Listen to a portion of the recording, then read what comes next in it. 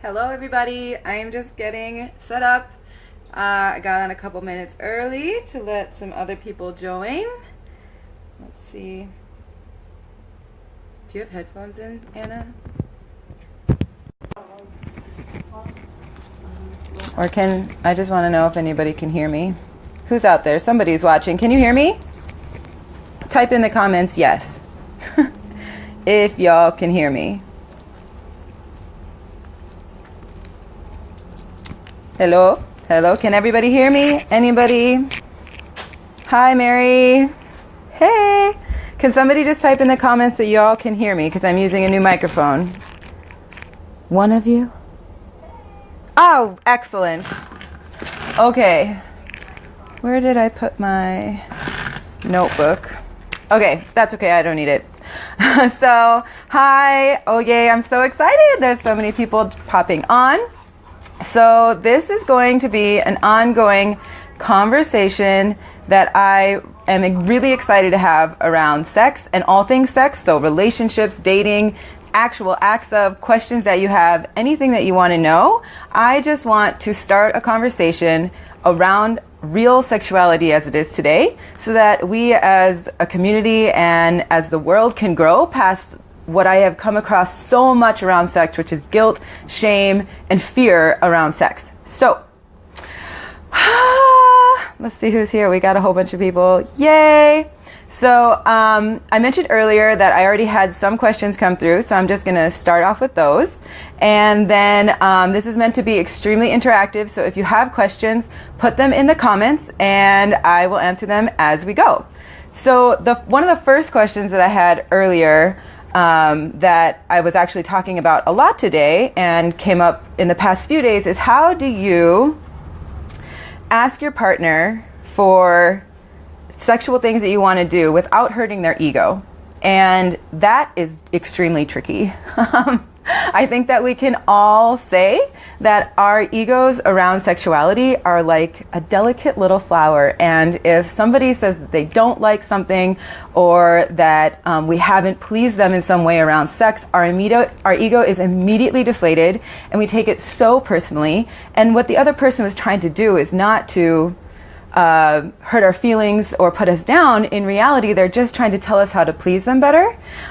Maybe it just didn't come out right. So in this case, my absolute number one tip for sharing something new or different that you want to do with your partner is to communicate it with ease and grace. So to try things instead of just saying like, hey, I want to try this, or like, hey, I don't really like what we're doing. Can we try something else? That's not going to go over well. Try instead saying something like, I really want to connect with you more deeply. And what would really excite me or turn me on right now is X, Y, or Z, whatever it is that you want to introduce. And you can make those all your own words, but the key component that you want to put in there is the more. So whatever it is, like, I've been having so much fun experiencing these sexual things with you, and I want to connect with you more deeply, because that already denotes that you're experiencing it, you're enjoying it, and in their mind, it puts them at ease, and they're like, oh, okay, she just wants more of whatever. For some reason in our human physical brains, that little word can create such a powerful difference.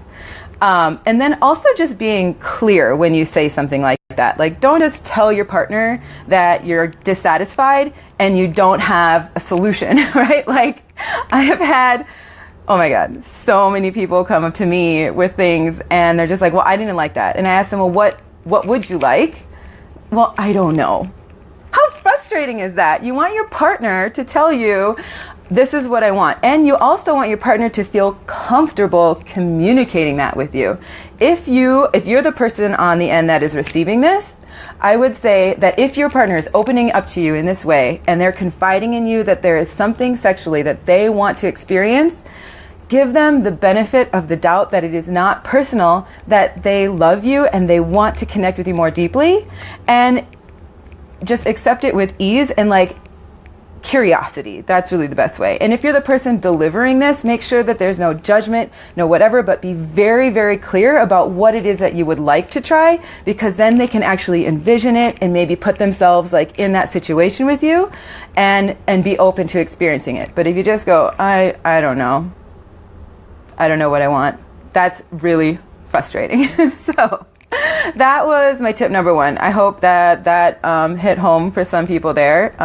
Also, if anybody has any suggestions beyond what I've just mentioned, this is totally interactive. So if you have any tips for the people who are watching or the people who will see this after, you can type into the comments maybe some ways that you've used in the past to ask for more of something or something different in the bedroom that either went over well or didn't. All of the tips are great. We learned together. Let's see. How's everybody doing? I see Claudine. I see Sean. Anna, thank you guys so much for being here. I lost my notebook and I can't remember the first question. It'll come to me. But I know for sure there's some people watching or who will be watching who wanted to talk about blowjobs. So I think that we should just cover that because it's one of my favorite topics and I'm quite good at that. So rule number one, this is what I say to all my girlfriends. You have to enjoy what you're doing. Like, you gotta want to be there. If you're in that moment with your partner, Anya, I got you. I see you. So many people need help in this department. Number one thing is that you have to want to be there. If you get to that moment and you're like, the moment is lost. The fun is gone. So I would say that's my tip number one. Number two, something that I think a lot of people try and stay away from is like having it very wet or sloppy when you give head. And in my experience, every guy that I've just like let the spit fly has said that was so hot. That's what they really liked. It was like a highlight of the experience. And it feels really weird as a female to just like be in that moment, like so not put together how you might usually be. But I can promise you that if you can just push past that and like get a lot of spit in there, you will totally have a better experience for both involved. So hi everybody that just jumped on. I see Florencia. Hey girl. Medea, how are you? Oh my gosh, I haven't talked to you in forever. I got my Aunt Diva. That's cool. We're talking about blowjobs. Get ready. So like what you're doing, get in there with confidence. Two, definitely try and get the spit going, okay? And I have to say, gagging helps with that. So all of you people who tell me, like, I can give a good blowjob because I gag really bad, go with it for like a second. Get that deep, like, spit from the back of your throat to be on his dick. That's what you want, okay? Feels weird and it's not pleasant, but if you can do it just for a second, you'll get that really good spit going. So that's two. Three, teasing. I think in my experience, like, I always tease people. I lick their balls. I don't just like go all in hard and fast. I really like slow it down and like make sure that he's paying attention. Cause I don't know, one time a guy like started watching TV while I was giving him a blowjob and I was like, oh no. I guess you didn't want this very much. Teasing, and especially the balls. I think that every single person that I have talked to, every female I have talked to, that is an area that they have never even explored, and it's really sensitive. What an ass. Thank you. It's not an area that a lot of people will explore, but it is filled with nerve endings and all sorts of exciting places that will like shock them and really wake them up. So definitely include the balls. And for all the guys watching, I'm going to give some tips on how to give girls better oral in a second. So just hang tight. The last thing, I have like this one move, and I swear it's like the best thing ever. Especially for guys that have a really hard time coming.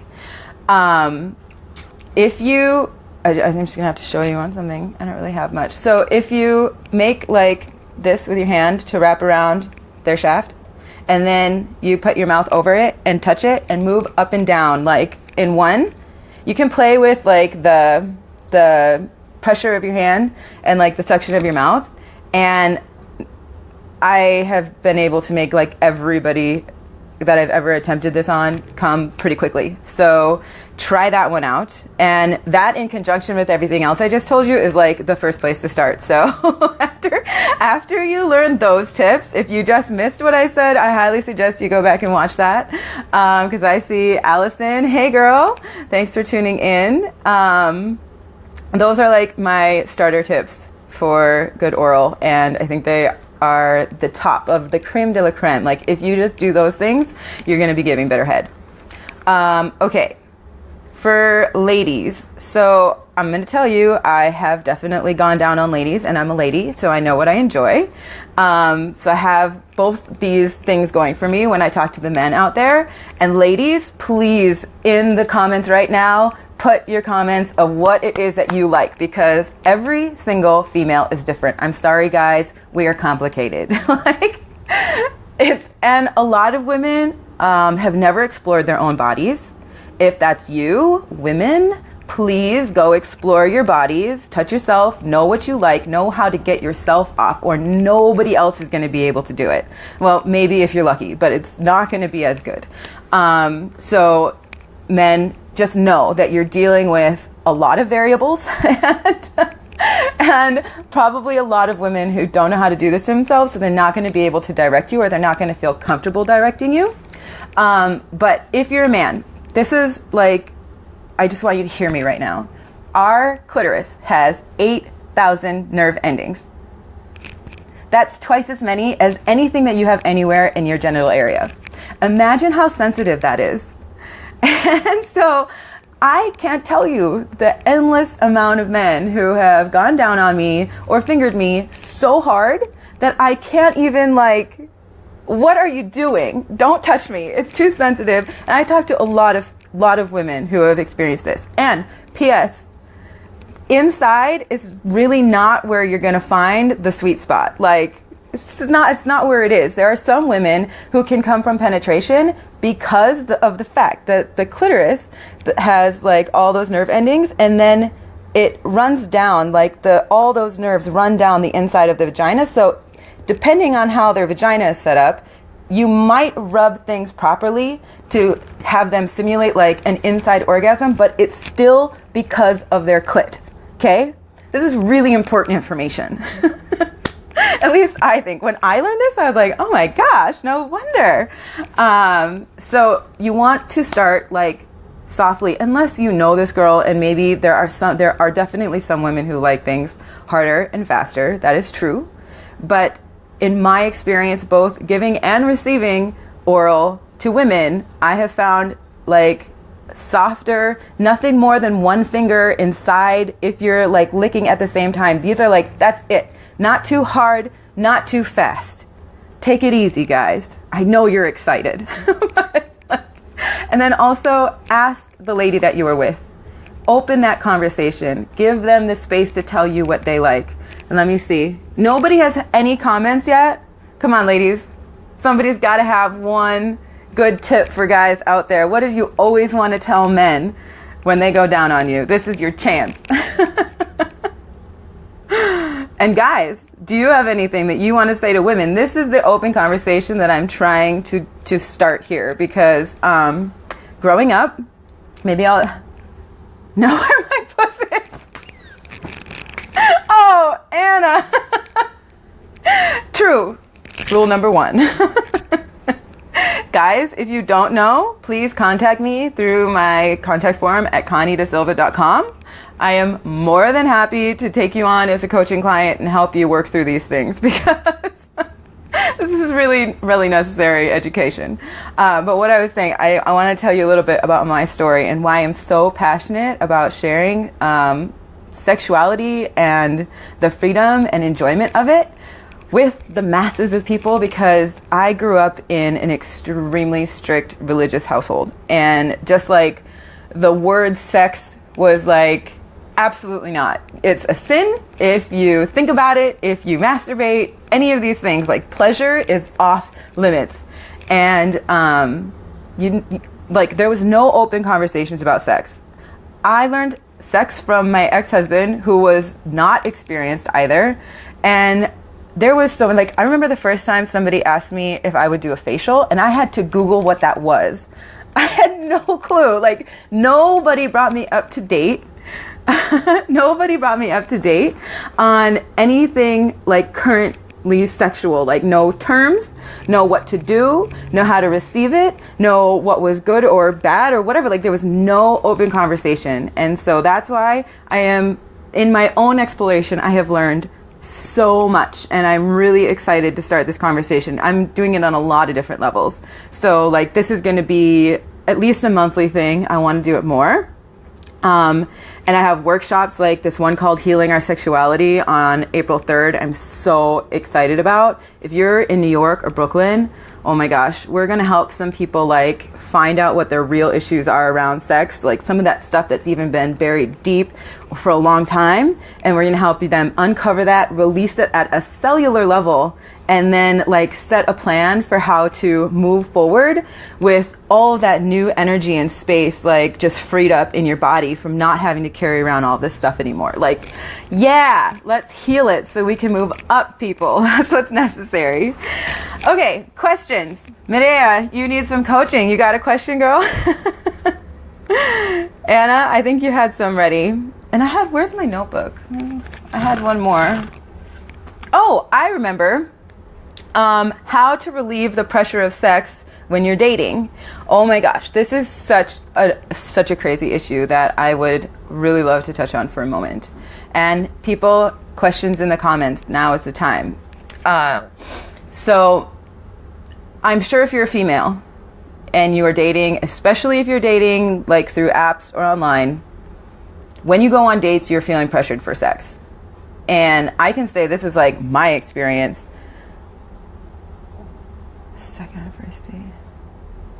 Sex on a first date. What do I think? Okay, hold on. I'll get to that in a minute, or I might actually answer that in this little portion here. So, being pressured for sex. Over and over and over, I went on dates, and I think, you know, there's a lot of my own self-projection in there that I had to have sex with guys to be interesting to them or to keep them around me. I don't know what that was. Like, I guess that was a deep belief about myself that I didn't have anything other interesting enough about me other than my sexual organs to keep people around, which is so not true. But if you think about, why would you have sex with somebody if you're not even into them or really like them or sure that you do, you don't really know them?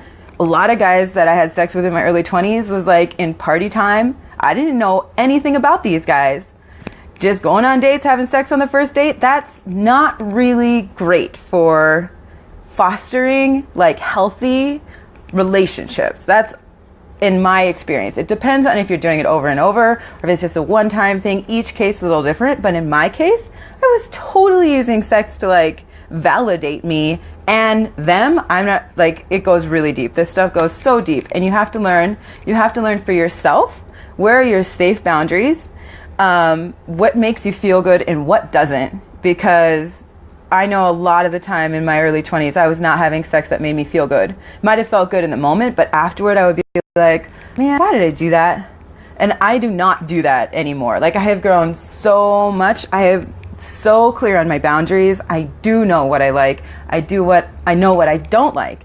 And that's so much easier to navigate the sexual field when you're just like clear about that. So when you go on a first date and you feel pressured for sex, especially if they're like touching you. I've heard this a lot from women, that they go on a date and a guy will touch them like on their elbow or in a place that is like the safe zones that books for dating will tell you, or for flirting will tell you, like, oh, if you want to make a woman feel comfortable, touch her elbow or touch her shoulder.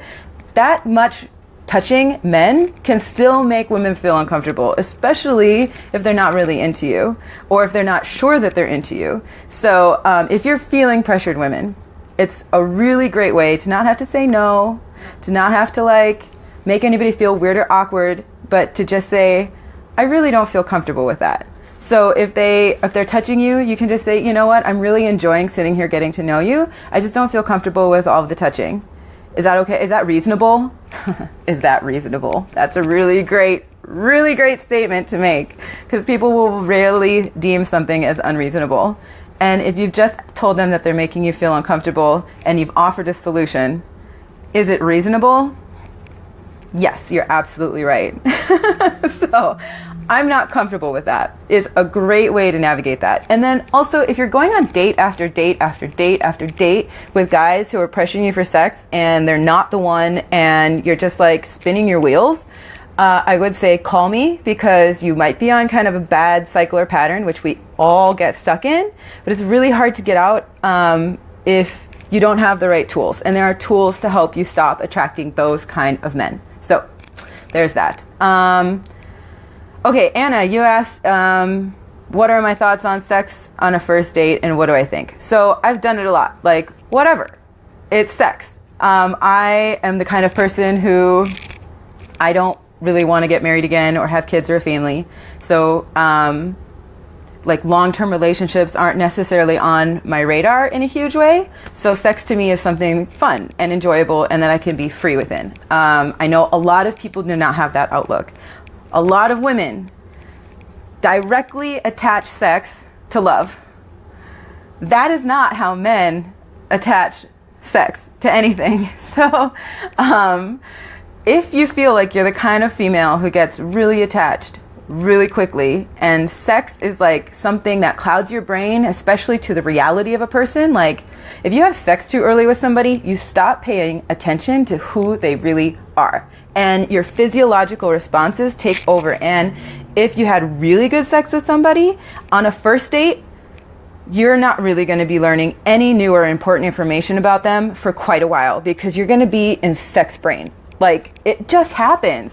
I call this dickmatized. Me and my friends joke about that often. Like, why would you stay dating these guys who you don't like anything about them except for the sex? Well, you got dickmatized and you had sex with them too soon to learn anything about them. And guys, I understand, like, I guess I have to say this. We all know that you want to have sex with us. Like, we get it. We know. What we're trying to do is feel safe and comfortable and supported by you so we can feel like free to open up. But like, I have just come across some really interesting situations where men were really aggressive, and I had, like, to the point where I just had to walk away because they weren't even listening. And I'm a really strong female, so I can do that without any second thought. But I talked to so many of my girlfriends who go on dates and they felt pressured and they don't have the tools or the words or the communication or the energy to like move away from it. And then they just wind up in situations that are not great on a regular basis. So I would just say men, like, women have issues, men have issues. We've all got issues around sexuality for sure. But like, cool it. What is the rush to jump into bed?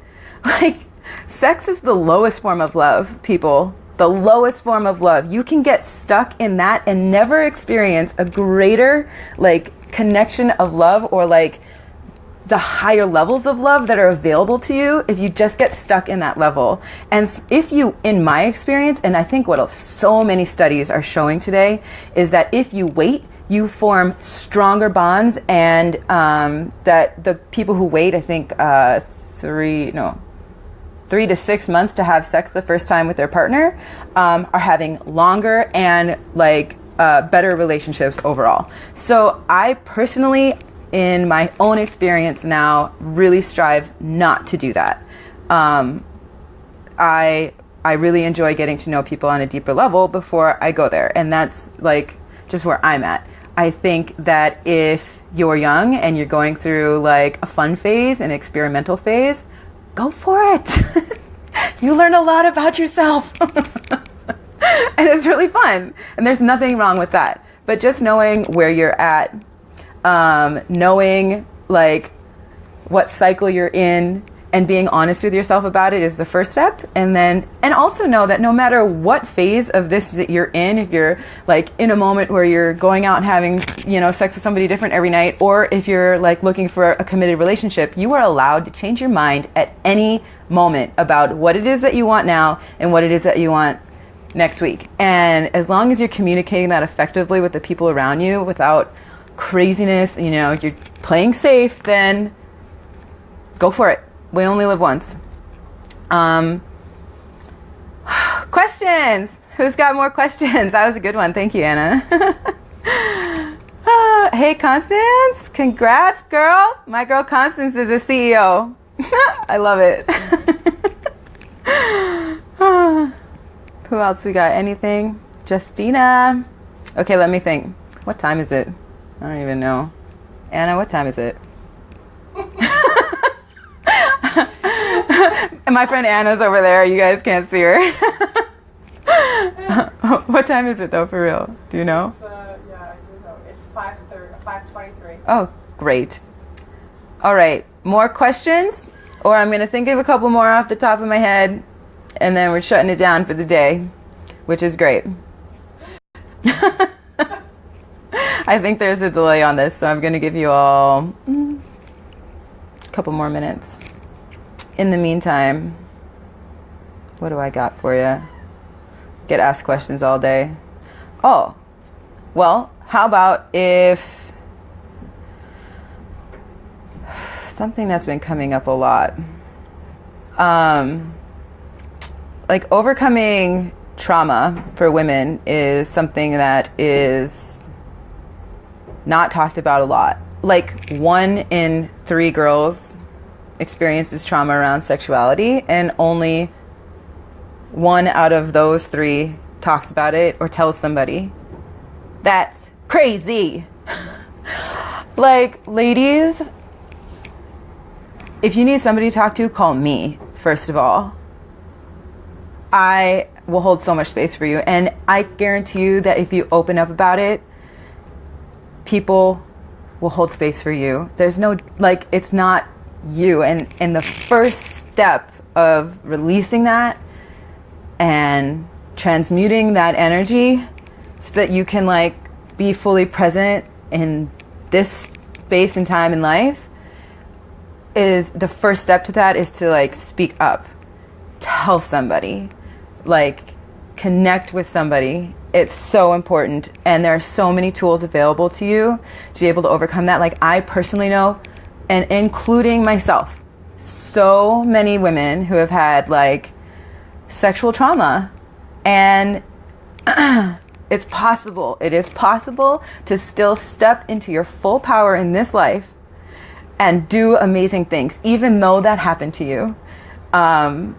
I mean, my own experience, I put myself through, like, some crazy sex stuff in the sex trade stuff, but, like, there wasn't any trauma there. But to just, like, overcome the issues of worthiness that I picked up being inside that industry, and, like, what's projected on you from the outside, it's really hard to overcome that. It's really hard to remember that, even though you've done something that the world thinks is less than whatever, that you are still worthy in this time, in this moment, to learn how to, like, release that and create something new. And that is exactly what I did, and I'm so happy that I was able to learn those tools.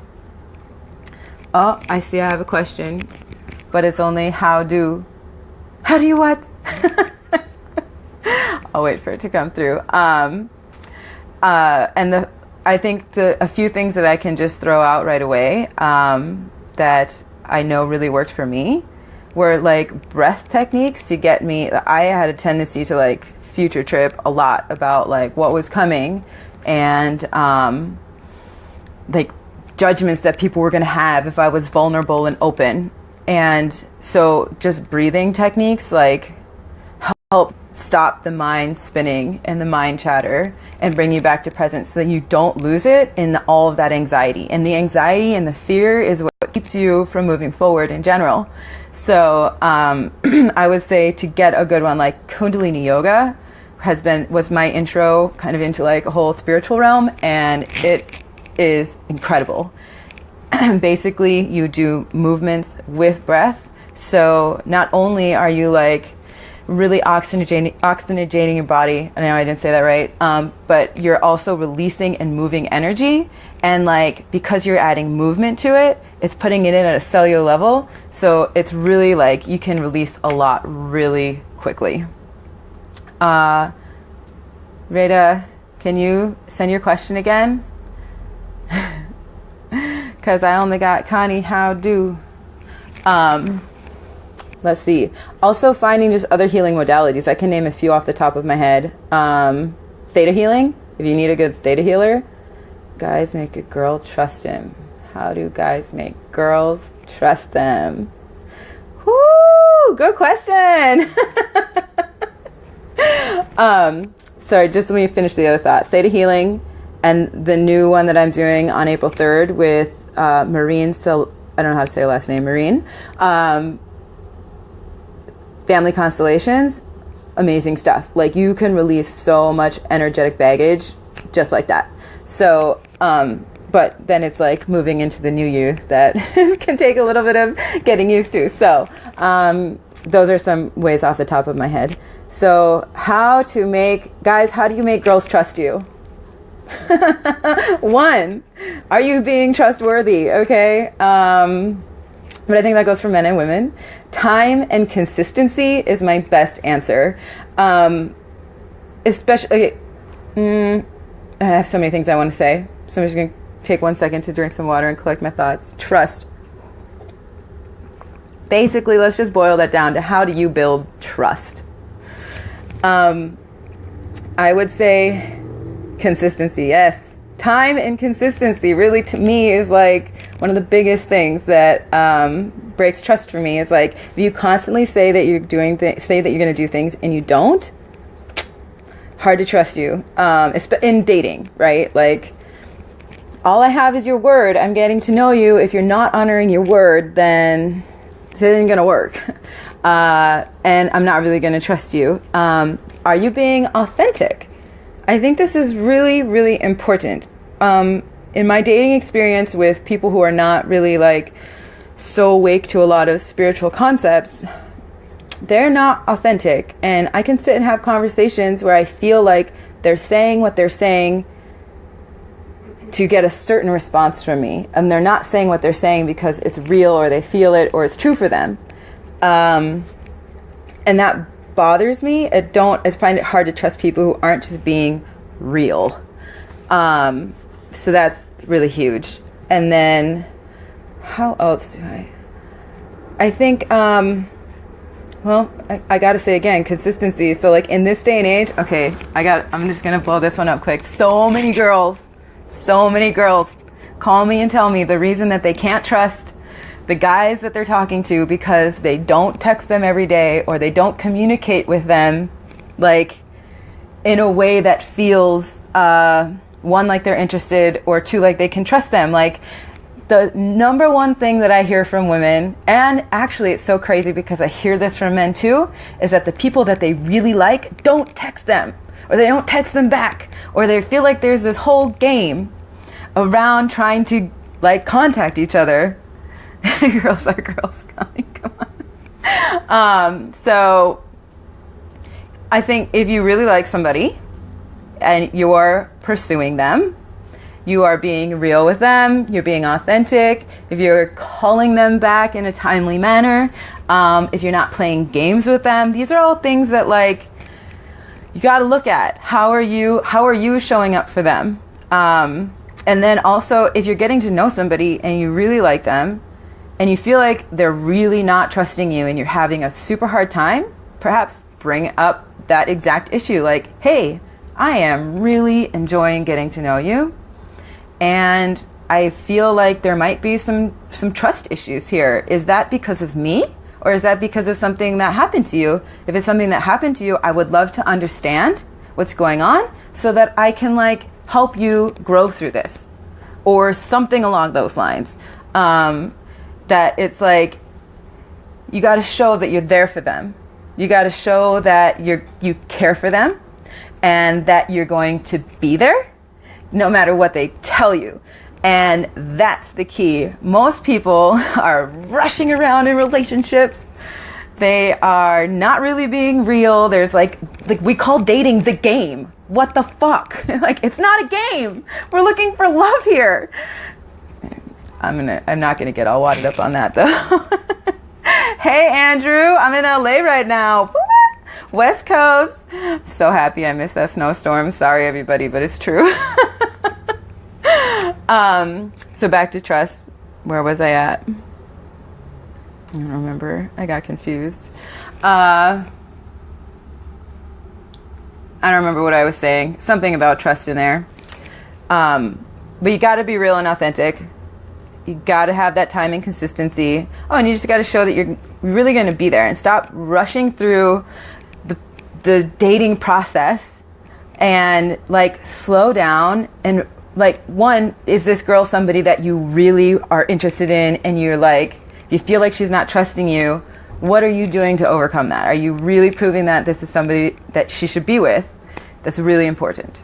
More questions? So far what we've covered for all of those of you who just tuned in, so go back and watch if you want to know, because they were really good answers in my opinion. We talked about how to ask for what you want in bed without hurting somebody else's ego, which can be really tricky. And we talked about some just key basic pointers for my best blowjobs. So definitely tune in for that. That was like around, I don't know, minute 5. Then we talked about, what was after that? I know, I kept forgetting that question. Trust issues. We talked about sex on first date. Oh, should you have sex on the first date? Oh, I gave guys some pointers on how to give better oral as well. And we talked about, I don't know why I keep forgetting that question and I even answered it. Oh, how to not feel pressured for sex, like when you're dating, which I think is huge. So, any more questions? I know you guys got some. How to properly use a strap-on. Oh, okay, she didn't write it, but I just had a question come through. I heard it from a friend. How to use a strap-on properly. So I don't know if anybody out there is interested in that, but I know, okay, first of all, I just have to say this. One, if you're interested in things that seem crazy, you're not crazy, okay? I have heard crazy. I have seen crazy. Like anything BDSM, anything like that is... Oh, it's a good one. I'm going to come back to that, Mary. Anything that is like BDSM or like what has become so mainstream now with 50 Shades of Grey and whatever, you're not weird at all. Like these things can be so fun. Toys, role reversal, they can all be used to have a lot of fun if both parties are really into it. And Mary, that kind of leads into your question, but how to properly use a strap-on, first of all. Lube everything. Men, listen. I've had so many guys. I don't care for anal anything. I really don't. I've had so many guys tell me or just try to do things without lube. No. Anything around the anus should be well lubed, okay? For men and women. And I love to like tickle an asshole. It's great. Like, you know how much nerve endings guys have there and how it can like totally make their orgasms crazy? And guys, if you haven't tried it, try a little finger on your asshole when you're about to come. I swear to you, it's crazy. So strap-ons, lots of lube, make sure that you're paying attention to this person's body, to their like physiologically what's going on. And then get one that fits really, really snug and well and is comfortable. Okay, I've used many strap-ons and I've had some that didn't fit well and it's just no fun. Like things are not supposed to be sliding around or weird. You want to feel like it is an extension of you. And then it just boils down to good communication, really. So great question. Can you recommend some brands?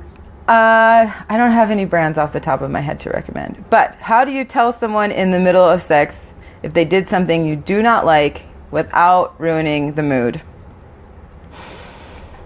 Well, my good old standard phrase, I'm not comfortable with that, is like like, oh, hey, oh, and also, as a woman, you hold so much power in the tone of your voice. I have a very dear friend who has like this like phone sex operator voice. She's fabulous. And she has taught me so much on how to use like that sweetness, that female, like just in that total female energy to get things that you want, which you don't even think possible. So if you are in the middle of having sex, first of all, let's remember this is for both of us, okay? If the guy is doing something to you that you don't like, stop. Just be like, wait, I didn't really like that. Or, can we try something different? That's not really working for me. Or, I just really don't feel comfortable with that. I think that I can speak for him. It's definitely a true story that I have done things in the past that I didn't really care for it, but I just let it continue. And because I wanted to like please them. And that's fine, but it's also not like ideal, because sex is supposed to be really pleasurable for both parties. So I would say if it's just like one thing that happened and it's not happening all the time, just be like, I didn't really like that. Let's do something else. Laugh it off, make a joke around it, whatever. Just keep the mood lighthearted. Like whenever you deliver something that could potentially bruise the other person's ego, try and do it in a very lighthearted, like loving way that it's not judgmental. It's just, that didn't work for me. And assuming that you're with guys who are like the kind of guys I know we're all looking for, they'd be like, cool, no problem, let's do something else. And it's not a big deal. But if you're like, you say it with some attitude or some weirdness, then you might start a fight, and that's not cool. Yay, look at all the new people that joined. Thanks, guys. So we already covered like a lot of really good stuff, so I hope that you will go back and watch all of the awesome topics that we've already covered. And if anybody new, hey Katie, if anybody new has a question that they would like to ask around sex, love, dating, relationships, or communication, I would love to answer it. In the in-between, what I would love to say, first I'm going to grab some water because I've been talking a lot. To just like recap what I was just talking about. If you feel the need to like get permission to go and explore your sexuality from whoever, I don't know, like I've had a lot of conversations with people where something happened when they were younger. Like I know at least 5 people. Thank you, Katie.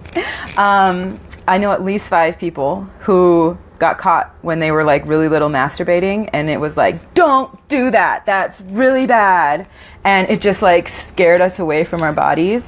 And then like it just like instills so much shame at such a young age around sex. That kind of thing happens far more than any of us realize, and it's not our parents' fault. Like they were doing the best that they could with the information that they had.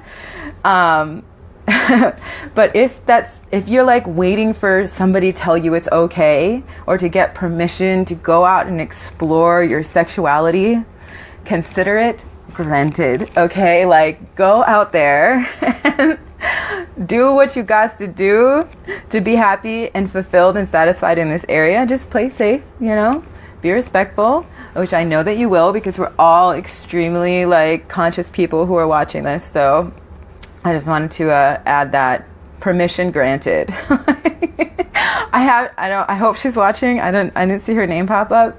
I'm not going to share her name, but I was speaking to this woman. I did a workshop a few weeks ago, and it was an all-day thing on women's empowerment stuff, like all sorts of different topics. And I guess after that, after my talk, she said she was so inspired to go home and masturbate for the first time.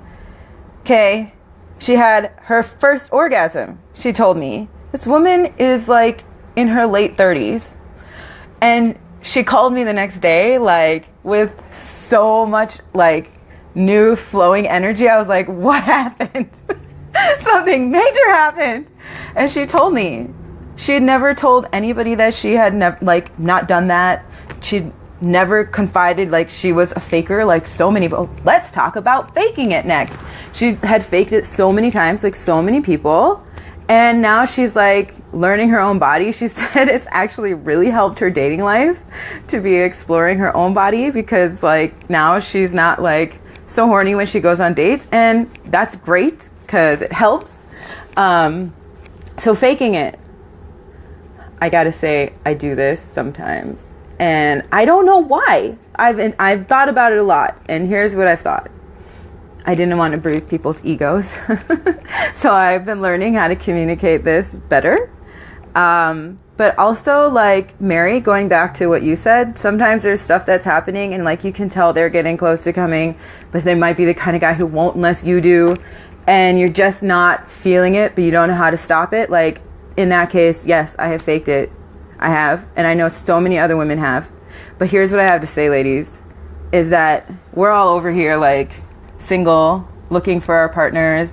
Like, the best thing that we can do for anybody that we have sex with or that we come into like these intimate encounters with is to be real with them, because they're not going to get better. They're not going to change and grow if they don't think anything is wrong. Like, if they didn't please you, but they assume that they did, now you have compounding problems within your relationship, within your communication, and within the sex between you that isn't going to end well.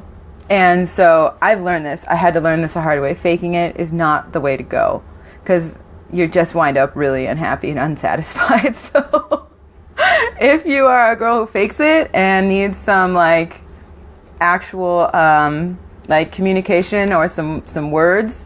Oh, my mom just came on, so that's great.